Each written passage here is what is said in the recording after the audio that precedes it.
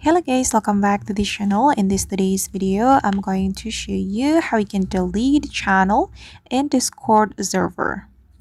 Okay, let's get into it guys. First of all, I'm going to open up my Discord application on my mobile phone and I'm going to open one of my server in Discord.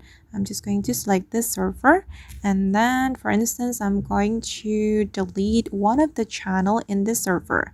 I'm going to delete the music channel.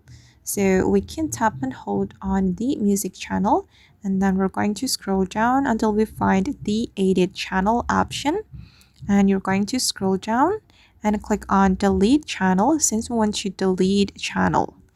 Okay, just tap on that and then you can click on yes. All right, and as you can see guys that now the music channel has been deleted from this server. Alright guys, and that's all the way to delete channel on Discord mobile. I hope this tutorial will be useful for you. Thank you so much for watching, and if you found this tutorial useful, don't forget to hit the like button, leave your comments, and also subscribe to this channel. See you in the next video.